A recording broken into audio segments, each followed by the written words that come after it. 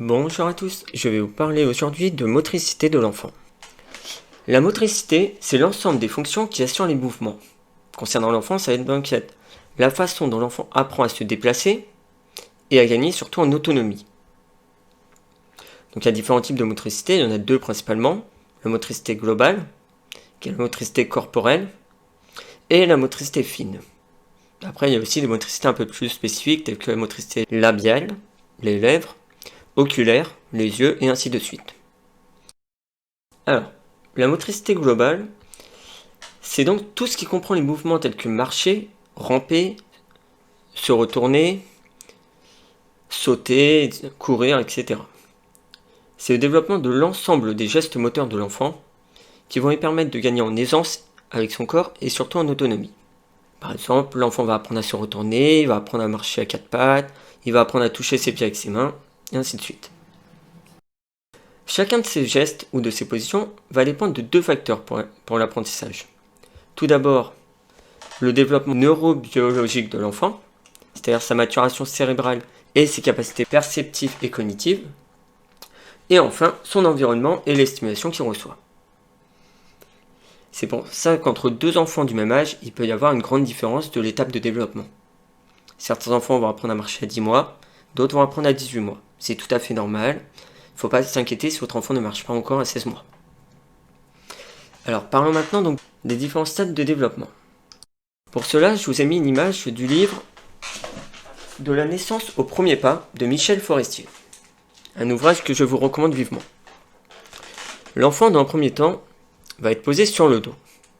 Il va déjà devoir apprendre à déplacer ses mains, ses pieds. Ensuite, il va apprendre à se retourner.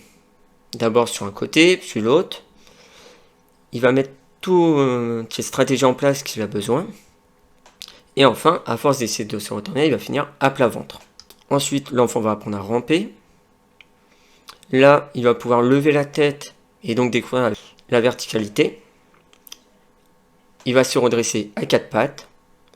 Puis, en ce qu'on appelle la position du chevalier servant, un genou au sol et un appui sur le pied, pour se redresser petit à petit jusqu'à acquérir la position debout.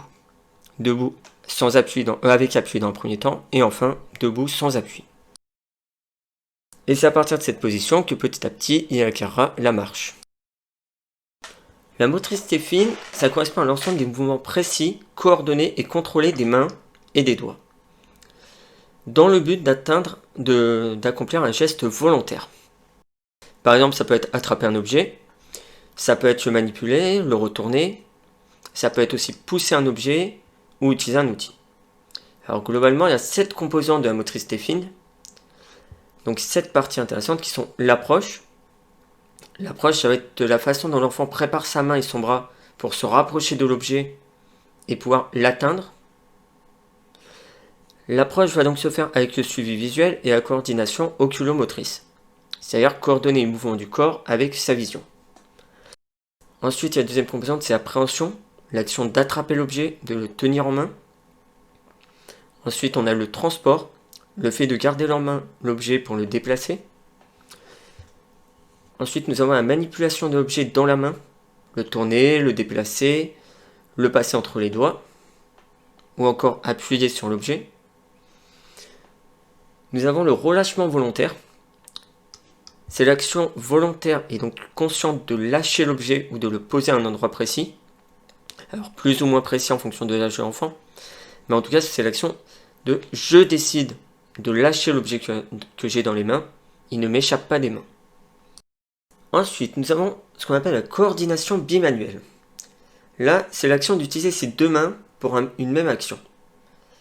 Ça peut être une action symétrique, faire le même mouvement avec ses deux mains, par exemple secouer les mains, taper des mains, mettre les mains sur sa tête, etc. Ça peut être une action coordonnée, c'est-à-dire que les deux mains font la même tâche, mais une main va être davantage utilisée. Par exemple, pour dessiner, une main va tenir le crayon et va dessiner, l'autre main va tenir le papier. Ou enfin, ça peut être aussi les deux mains utilisées de la même manière. Et à la fin, nous avons donc sa capacité à utiliser un outil. C'est la dernière composante de la motricité fine. C'est celle qui va demander le plus de capacité à l'enfant, plus de concentration, peu plus de maturité psychologique aussi. Par exemple, tenir un crayon pour dessiner, gommer pour effacer les traits de crayon, utiliser un ciseau. Voilà. Donc tout ça, c'est la motricité fine qui va se développer selon l'âge de l'enfant, selon ses stimulations et selon ses capacités. Maintenant qu'on a parlé de motricité et que vous savez ce que c'est la motricité fine et globale, on va parler d'une manière d'aborder la motricité et d'accompagner l'enfant dans son acquisition. Cette manière, c'est la motricité libre ou la motricité spontanée. La motricité libre, c'est permettre à l'enfant d'acquérir chaque étape de son développement, que ce soit se retourner, ramper, marcher, etc., par lui-même, à son rythme. Sans le faire à sa place, sans le tenir pour qu'il le fasse, par exemple tenir les mains de l'enfant pour le faire marcher, mettre l'enfant en position assise, non. Là en fait c'est l'enfant qui va à son rythme acquérir tout ça. Ce concept nous vient donc de Amy Pickler, dont la pédagogie se base sur 4 concepts. L'observation de l'enfant, le respect de la motricité libre de l'enfant, le respect des rythmes de développement physiologique et psychologique de l'enfant, et enfin, la relation entre l'enfant et l'adulte avec un système de référence, et surtout une verbalisation adaptée à l'enfant. La motricité libre, c'est aussi mettre l'enfant uniquement dans une position qu'il connaît et qu'il maîtrise. Souvent, pour un bébé, ça va être posé sur le dos, au sol ou sur un tapis. On ne va pas le poser assis ou debout s'il ne maîtrise pas encore cette position de lui-même. Et enfin, c'est le laisser libre dans un environnement ouvert, sécurisé et adapté à son âge. Alors, ce que j'entends par environnement ouvert, ça peut être limité à certaines pièces, mais on va éviter par exemple les parcs fermés. On va éviter les transats. On va s'arranger pour que l'enfant puisse circuler, puisse explorer son environnement, dans un environnement adapté à sa sécurité, et il va pouvoir s'y déplacer à son rythme. Le rôle de l'adulte va donc être l'observation et le regard bienveillant. Et aussi l'aménagement de l'espace évidemment. Par exemple, quand l'enfant est sur le dos, vous pouvez mettre à sa disposition quelques jouets. Vous en mettez un peu à droite, un peu à gauche, à portée de main, de manière à ce que l'enfant ait envie de se retourner et de les saisir. Par exemple, si l'enfant commence à marcher, à ramper ou à se déplacer en tout cas, vous pouvez mettre des blocs moteurs, vous pouvez mettre différents éléments, différentes textures qui vont intéresser l'enfant et lui donner envie de se déplacer vers ces éléments, essayer de grimper dessus, essayer de ramper dessus. Le rôle de l'adulte aussi, ça va être de porter un regard très bienveillant à l'enfant et un regard observateur. Je regarde l'enfant dans ce qu'il fait, je n'interviens pas sauf s'il se met en danger, et je l'encourage et je le félicite. Bravo, je vois que tu as réussi à te mettre à 4 pattes, je vois que tu as attrapé tel objet, cet objet a l'air de t'intéresser, ou je vois que tu essaies de te déplacer, c'est bien, vas-y, continue, je te regarde. J'ai confiance en toi, je sais que tu peux y arriver, si tu as besoin d'aide, je suis là. Voilà des exemples de phrases que vous pouvez dire à votre enfant. A l'inverse, si vous avez peur que votre enfant tombe par exemple en descendant une marche, vous pouvez vous mettre à côté de l'enfant et lui dire « Je suis à côté de toi, je suis là au cas où tu as besoin d'aide, mais je te fais confiance, je te regarde faire. » Alors que si vous dites à l'enfant « N'y va pas, j'ai peur que tu tombes », l'enfant va se dire « Je ne suis pas capable », donc il va se mettre en difficulté en fait. Il va avoir peur de faire la chose. Alors, pour mieux illustrer la motricité libre, j'ai pris des illustrations de Bougribouillon, qui est un blog spécialisé dans l'enfance. On va pouvoir les commenter ensemble.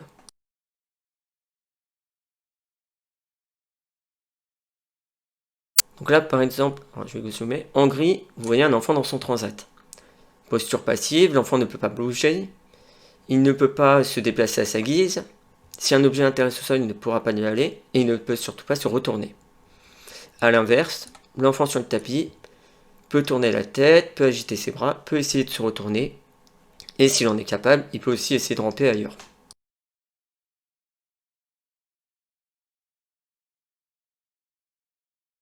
Si on met l'enfant dans une position qu'il ne connaît pas, par exemple assis, comme dans ce cas, l'enfant ne saura pas se défaire de cette position.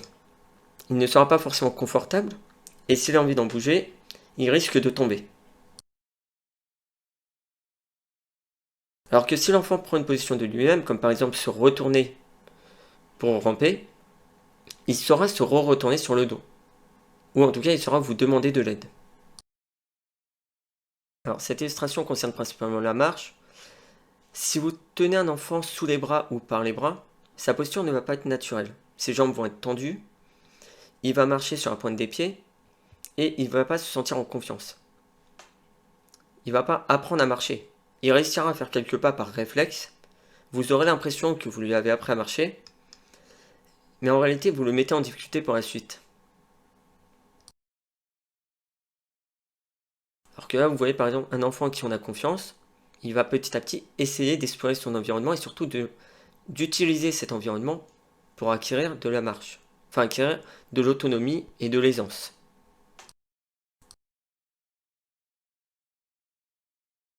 Là, vous voyez un exemple d'aménagement d'espace. Donc, sur l'enfant dans un parc qui a une exploration très réduite, qui ne va pas pouvoir explorer et expérimenter son environnement. Donc, il va être surprotégé, mais il ne va pas connaître comment se protéger lui-même de son environnement. Alors que l'enfant, dans un espace ouvert, avec des jeux à disposition et tout, va pouvoir prendre appui petit à petit sur les meubles, sur les jouets, tout en sentant le regard de l'adulte qui le soutient. Enfin, le dernier point que je n'ai pas abordé, c'est les vêtements. Il est très important pour l'enfant d'avoir des vêtements adaptés à son exploration.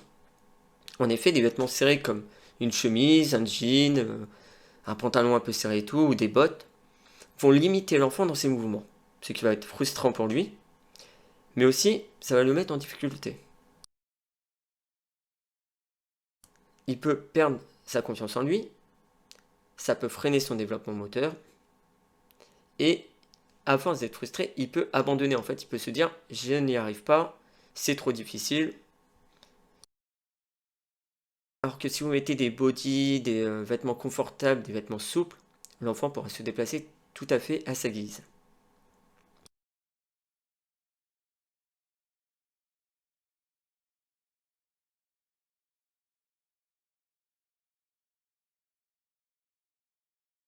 Alors, vraiment le dernier point important, enfin un autre point important, l'importance d'être pieds nus pour un enfant.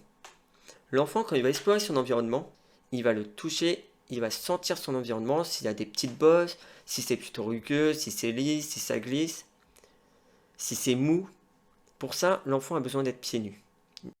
En étant pieds nus, il va recevoir davantage d'informations sensorielles, il aura plus de mobilité parce qu'il pourra bouger les orteils, il pourra bouger la pointe des pieds, il pourra prendre un meilleur appui, il pourra adapter son pied aussi aux appuis de l'environnement. Par exemple, si c'est un objet un peu rond, il pourra vraiment adosser son pied dessus, alors que si il a les chaussures, il va rester à plat. Et ainsi, il va acquérir un équilibre vraiment naturel. Là, vous voyez par exemple, sur un rondin, c'est beaucoup plus facile de marcher pieds nus, même pour nous, que de marcher avec des chaussures. Parce qu'on peut vraiment s'agripper avec les orteils. En revanche, si vous devez mettre des chaussures à l'enfant pour la nature, vous pouvez tout à fait mettre des chaussures souples. Ainsi, les orteils sont libres, il peut bouger ses pieds dedans, et il peut ressentir un minimum son environnement. Là, vous voyez par exemple la place des orteils dans la chaussure qui est aussi très importante. En effet, si les orteils sont serrés, l'enfant n'aura pas le même sens de l'équilibre. Alors que si les orteils peuvent s'étendre, il pourra adapter son équilibre à son environnement et à son développement. Là enfin, on va aborder quelques questions qui m'ont été posées sur comment aider l'enfant à marcher. Souvent des parents qui s'inquiètent que leur enfant ne marche pas encore ou ne s'assoit pas encore. Alors, en effet, il est possible d'aider l'enfant à acquérir cette motricité en l'accompagnant, comme je l'ai dit, par le regard, par l'environnement, par aussi notre présence auprès de lui et nos encouragements. En le posant à plat dos, vous pouvez poser l'enfant à plat ventre lors de courts moments. Alors ça a été conseillé par Michel Forestier, de quand même, même si l'enfant n'a pas encore cette position, de le poser par moments au sol à plat ventre. Mais il faut vraiment que ça reste des courts instants et toujours en partenariat avec votre enfant. Quand il se déplace, c'est vraiment lui donner un espace adapté et le laisser expérimenter, mettre des blocs moteurs, des petites bosses, des petites marches, des pentes, des objets mous, des objets durs. Et enfin, ne pas le mettre dans une position qu'il ne connaît pas. Alors, enfin, nous allons aborder les yupala ou les trotteurs. Ça, c'est une question qui revient souvent. Est-ce que le trotteur aide l'enfant à marcher? Beaucoup de parents vous diront oui. Le souci du trotteur, c'est que l'enfant marche sans en être capable. et sans en avoir forcément confiance. En fait, il se sent obligé de marcher, mais il est dans une position inconfortable pour lui, les jambes écartées, sur la pointe des pieds souvent. Il n'a pas d'équilibre. Donc l'enfant marche sans vraiment marcher. C'est comme si vous mettez une paire de rollers et que vous me dites bah je marche. Vous vous déplacez, certes, mais ce n'est pas de la marche. Il y a aussi le problème de l'espace. Le Yopala va faire une barrière autour de l'enfant. Il va l'entourer. Or, l'enfant a besoin de sentir son corps par rapport à son environnement. Il a besoin de sentir la taille qu'il fait, l'espace entre lui et les meubles. Tout ça, il doit l'expérimenter. Le Yopala va donner une image fausse à l'enfant. D'un enfant plus large, d'une plus grande distance entre lui et les meubles. Ensuite, il y a aussi le problème que l'enfant n'aura pas pris le temps d'explorer son environnement et de se mettre à la verticalité petit à petit. Ce qui fait qu'il va se retrouver debout dans un environnement qu'il ne connaît pas du tout. Il va donc être tenté de tirer sur les meubles, de tirer sur les objets. Donc il y a un risque qu'il se prenne un objet sur lui, par exemple s'il tire sur une nappe et qu'il y a un vase dessus.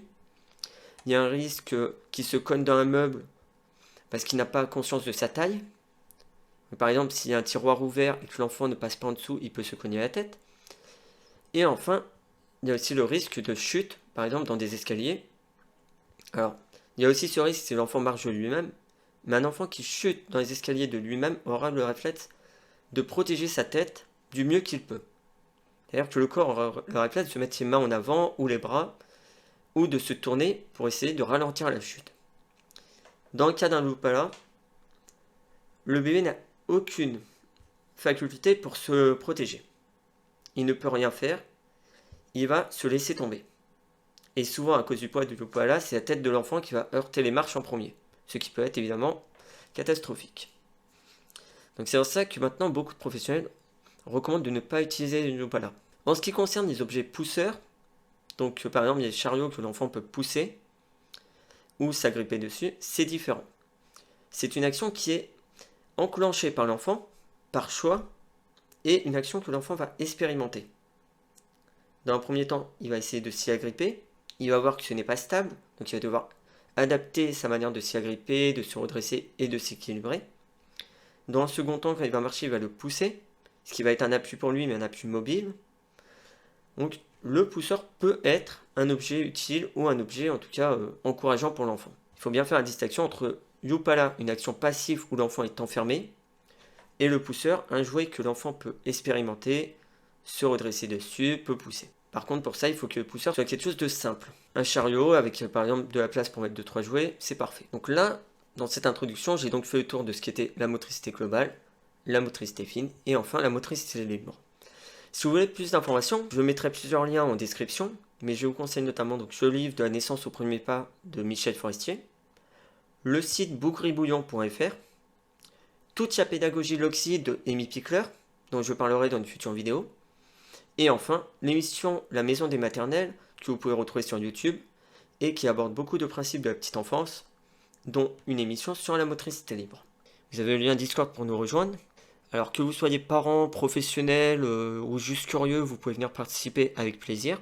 Et j'espère que vous avez appris des choses, que vous avez envie d'approfondir ces connaissances. Et n'hésitez pas à me contacter si vous avez la moindre question, ou la moindre remarque, ou dans l'espace commentaire que je lirai avec plaisir. Donc je vous souhaite une bonne soirée à tous, à bientôt!